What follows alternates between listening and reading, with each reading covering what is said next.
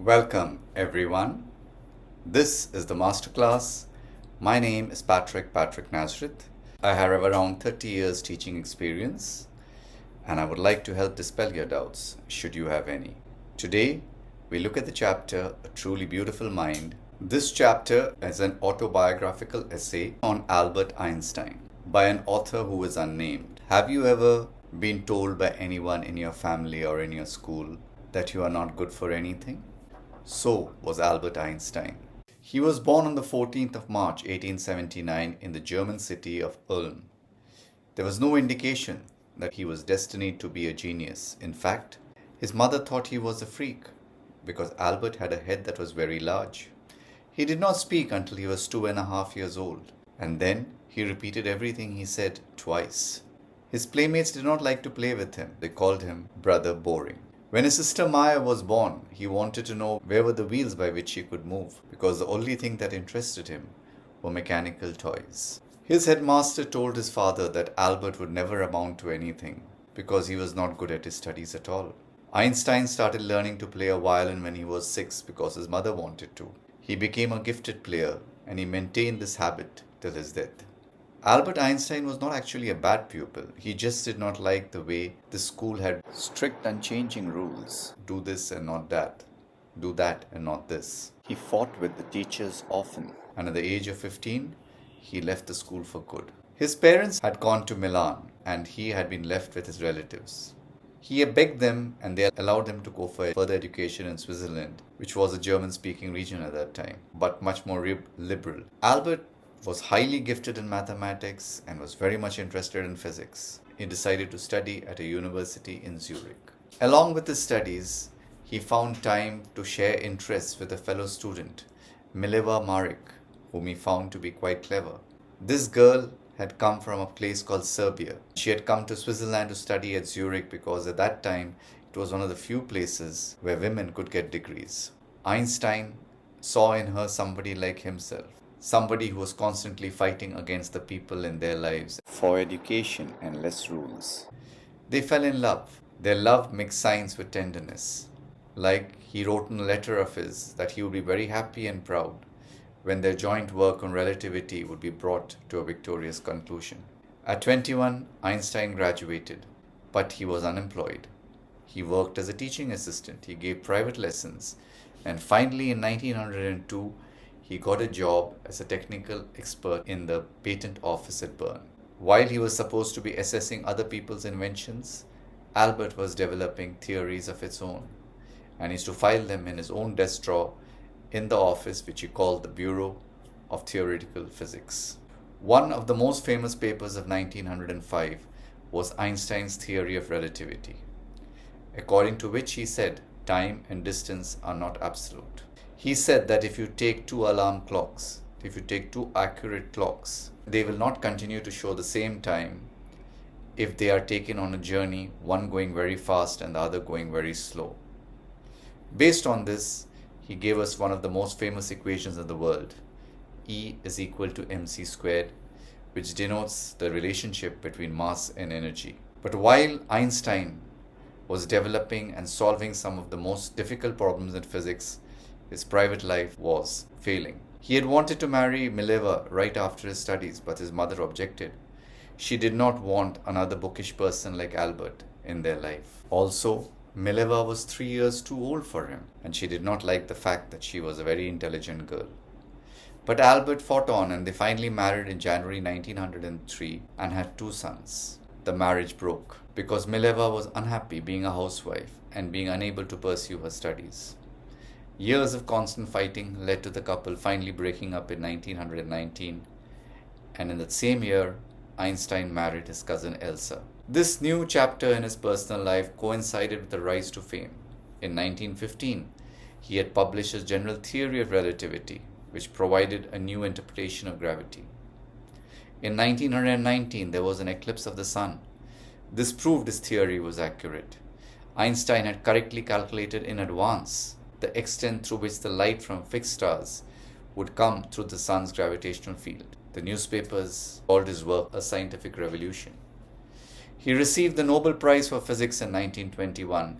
He was showered with honors, invitations all over the world, and everybody praised his work. Then in 1933, the Nazis came to power. Einstein, being a Jew, fled them and emigrated to the United States. In 1938, the Germans announced the discovery of nuclear fission, and American physicists got very upset. A colleague made Einstein write a letter to the president. Most of the scientists in America were Jews who had run away from Germany to escape fascism, and they did not want Hitler to win any war. The American president took Einstein very seriously and started a race to build the first atomic bomb, which they eventually won and dropped on Nagasaki and Hiroshima. Einstein, when he heard of the destruction, was devastated. He wrote another letter to the United Nations. In it, he asked for a world government to be formed. But unlike his letter to Roosevelt, this one had no impact whatsoever. Einstein involved himself in politics, trying to get people, countries to stop the arms buildup and trying to campaign for peace and prosperity. He finally died in 1955 at the age of 76. He is since celebrated as a visionary and a world citizen as much as a scientist. Who are the main characters in this essay? Albert Einstein, of course. He comes across as a complex figure. He is brilliant but socially awkward as a child. He is passionate about both science and love when he is a young person, and he is deeply troubled by the destructive applications of his work. Mileva Maric, Einstein's first wife, intelligent and ambitious. Einstein's mother, a conventional person, and she was worried about her son's unusual behavior when he was young, and even when he decided to get married to Mileva Maric. Elsa, Einstein's second wife, as well as his cousin. The settings then, firstly in Germany. Einstein is born in Ulm. He has his early schooling in Munich. Here it is where he rises to fame and later is persecuted by the Nazis. In Switzerland, especially Zurich University, where both his academic and his romantic life developed. The Bern Patent Office, the place of his first job where he developed his theories. United States, where Einstein emigrated and lived till his death at the age of 76. What are the literary devices in use here? The first, a chronological structure. The essay follows Einstein's life from birth to death, making it easy for us to look at his development over time. Anecdotes. Specific stories like about his sister Maya make Einstein more relatable and human. Contrast. The essay contrasts Einstein's early struggles with his later fame and his scientific achievements with his personal failures. Irony. The brilliant scientist who revolutionized physics was considered dull and unsuccessful as a young child. Cause and effect. The essay shows how early experiences shaped Einstein's later attitudes and work. Biographical narrative. Personal details are woven with historical events to create a complete picture of Einstein, the man. The themes in this lesson then: genius versus social expectations. The early oddness of the young Einstein was actually a sign, a pointer to his way of thinking. It shows us that an exceptional mind doesn't fit the conventional way we look at people. Individuals versus authority. Throughout his life, Einstein challenged established authorities, whether they were school systems, whether they were scientific theories or political regimes. Science and human responsibility. This essay shows us how scientific discoveries can have unintended consequences, like how Einstein's theories developed the atomic bomb. Love and sacrifice.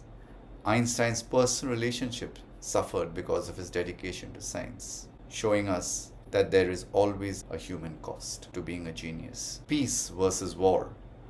Einstein changed as a person from supporting the atomic bomb's development to advocating for world peace. It shows us there is no right or wrong in the way science is used to progress. The beauty of knowledge. Despite the consequences, the essay celebrates the pure joy of scientific discovery and understanding. That's the lesson there for you then. I do hope I have been able to help. If I have, please remember to like, subscribe and share. Remember, there might be others who would be requiring our help. Thank you so much for watching.